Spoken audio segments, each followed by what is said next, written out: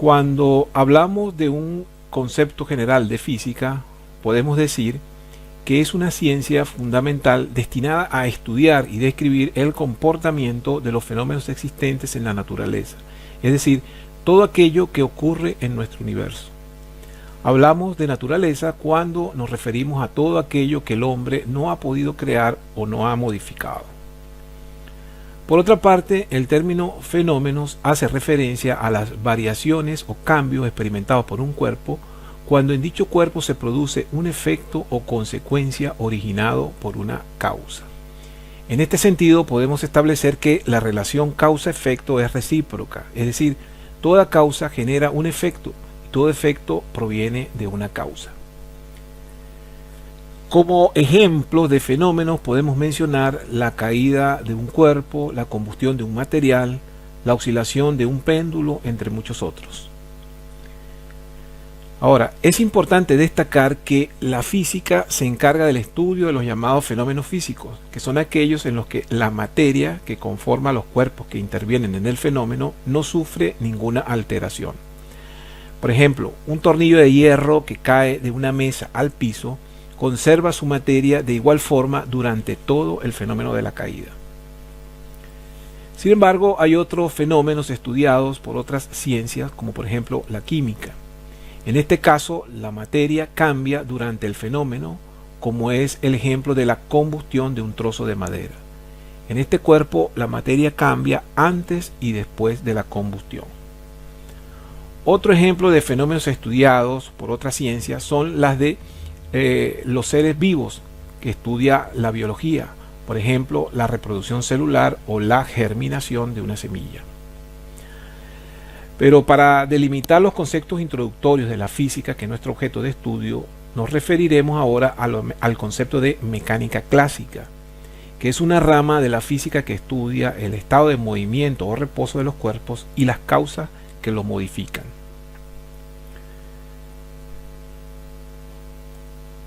Esta área de la física la podemos subdividir en la estática, en la que se estudian las fuerzas de los sistemas físicos en estado de reposo. Otra de las subáreas de la mecánica clásica es la cinemática, que se ocupa de la descripción del movimiento de los cuerpos. Y por otra parte está la dinámica, que se encarga de estudiar las causas que determinan el movimiento de los cuerpos. Veamos ahora cuál es el método utilizado dentro del campo de la física. Para ello, comenzamos por establecer las principales características de la física. El primer aspecto a tener en cuenta es que la física se basa en observaciones experimentales y el registro de esas observaciones implica la realización de mediciones. Otro aspecto que debemos considerar es que los fenómenos que se estudian en la física se fundamentan en leyes físicas que describen a dichos fenómenos. Y por otra parte, esas leyes físicas se expresan en lenguaje matemático que permiten facilitar la aplicabilidad. Por lo tanto, el primer paso del método aplicado en la física es la observación, que le permite al ser humano percibir sensaciones como las de espacio, movimiento, cuerpo, distancia, tiempo, fuerza, entre otras. La reproducción de los fenómenos establece la realización de un modelo causa-efecto y a través de las mediciones se puede valorar numéricamente los cambios o variaciones que ocurren en el fenómeno. Cuando hablamos de método, nos referimos entonces al camino que se sigue para la obtención de un resultado.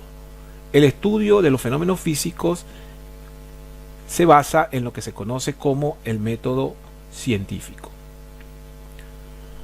Otro elemento importante en el método aplicado en la física es el concepto de hipótesis, el cual se refiere a la formulación que se realiza para explicar el fenómeno objeto de estudio. Con la observación y la aplicación del método en la física, se logran hechos y datos bajo condiciones determinadas que buscan dar respuesta a esa hipótesis.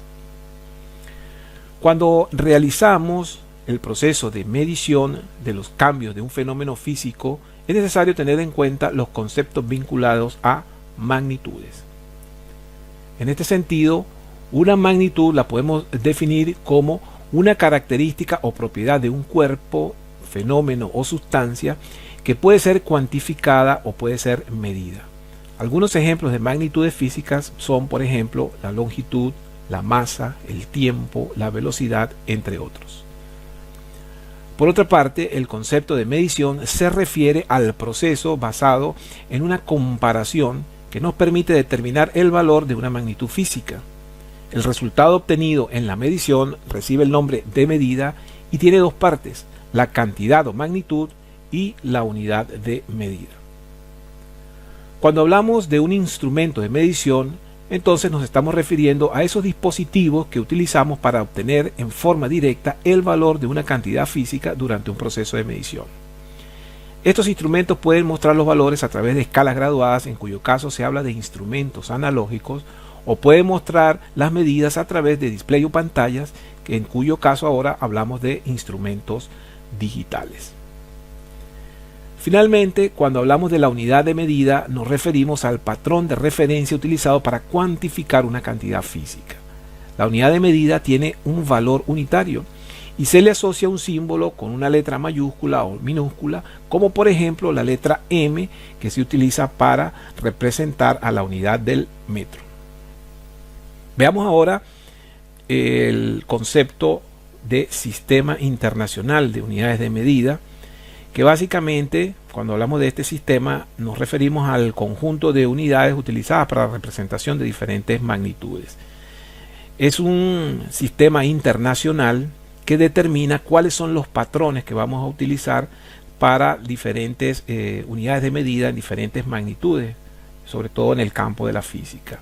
En este sistema, las unidades de magnitud o las representaciones de las magnitudes físicas fundamentales son las siguientes. Acá en la tabla vemos las magnitudes físicas fundamentales, que son la longitud, el tiempo y la masa. Luego vemos las respectivas unidades de medida para cada una de esas magnitudes. En el caso de longitud, el metro, tiempo en segundos, masa en kilogramos.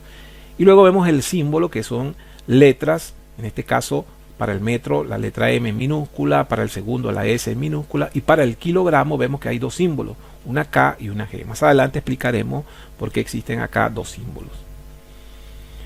Entonces, a este sistema también se le suele llamar sistema MKS, ya que las unidades fundamentales que se establecen son las de el metro, el kilogramo y el segundo para longitud, masa y tiempo.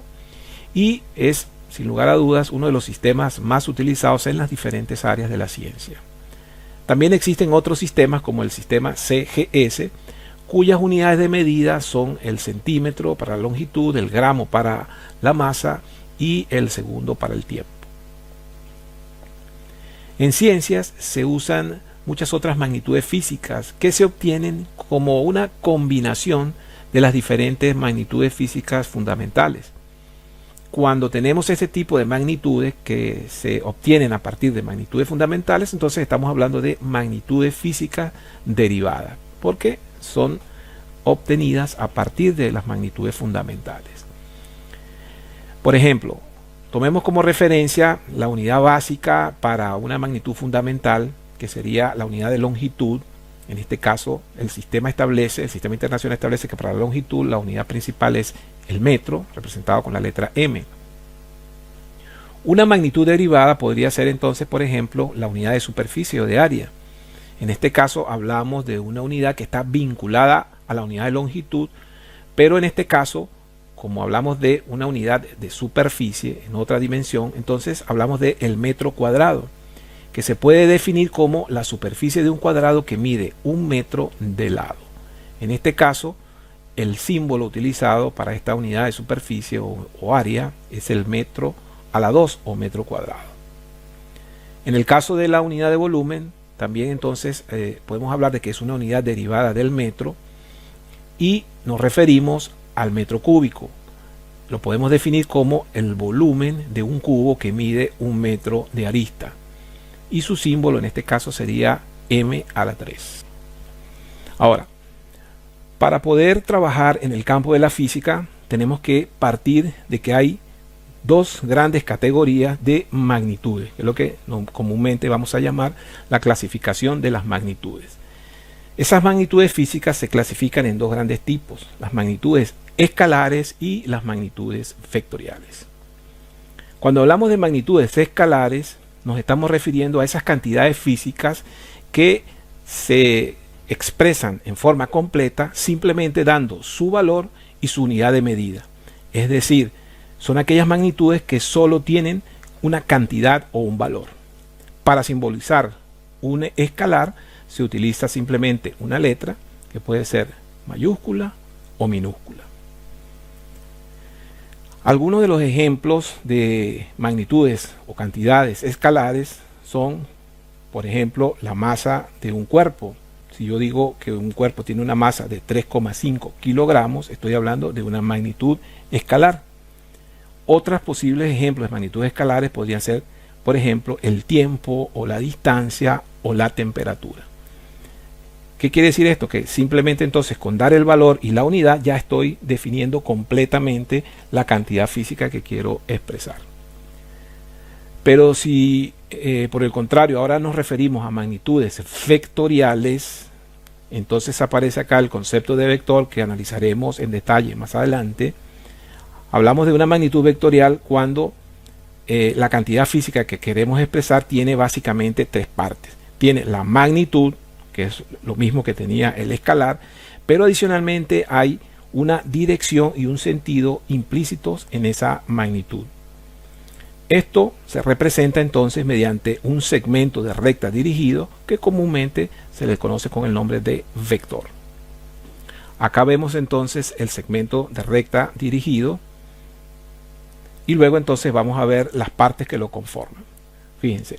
La magnitud o módulo del vector corresponde con la longitud del segmento de recta dirigido, mientras que la dirección del vector corresponde con la línea recta sobre la cual está montada el segmento.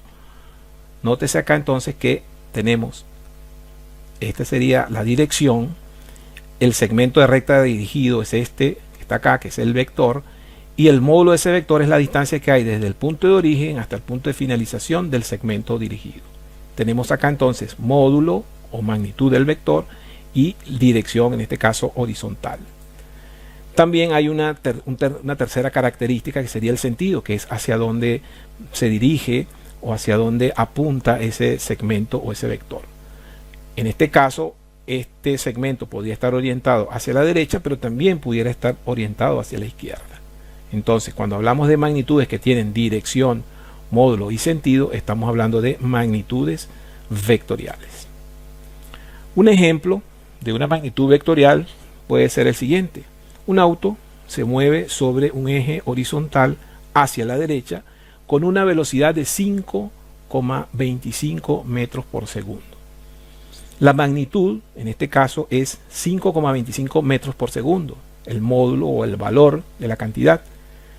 Pero la orientación espacial es hacia la derecha del eje horizontal X. Entonces, al decir que se mueve hacia la derecha en el eje horizontal X, estamos indicando implícitamente la dirección, que sería el eje X, y el sentido, que sería el signo positivo. Otras magnitudes vectoriales que analizaremos posteriormente, otros ejemplos, son por ejemplo el caso de la fuerza, que es una magnitud vectorial, ya que dependiendo del punto o la dirección o el sentido en el que yo aplique esa fuerza, el cuerpo que es sometido a esa fuerza tendrá un cambio de estado o un comportamiento distinto. Otra posible magnitud también que está relacionada con las magnitudes vectoriales es la aceleración y la gravedad. Estas son algunas de las magnitudes que veremos en temas posteriores. Veamos ahora el tema correspondiente a los errores en las mediciones.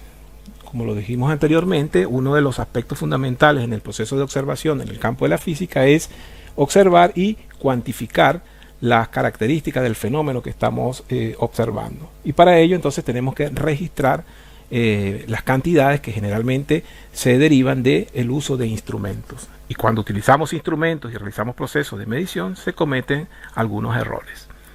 Los errores entonces que se cometen cuando realizamos mediciones en un experimento los vamos a llamar errores experimentales. Los errores experimentales los podemos clasificar de la siguiente forma. En primer término, hablemos de errores sistemáticos cuando estamos refiriéndonos a esos que cometemos debido a las destrezas de quienes estamos operando un instrumento. Un ejemplo típico es lo que se conoce como el error de paralaje, que es el error que se comete cuando observamos una aguja sobre una escala y de acuerdo a la posición en la que estemos observando la aguja podemos dar uno u otro valor. Los errores accidentales son aquellos que no dependen del operario, sino que dependen de factores externos. Por ejemplo, los cambios en las condiciones climáticas afectan algunas de las propiedades físicas de los instrumentos, bien sea por problemas de dilatación o por cuestiones de cambios en la resistividad de un material. También hay otra categoría en los errores experimentales que los podemos llamar errores de aplicación. También se les suele llamar errores de cálculo y son aquellos que se cometen en los procesos de adquisición o en el proceso de manejo de datos en las mediciones.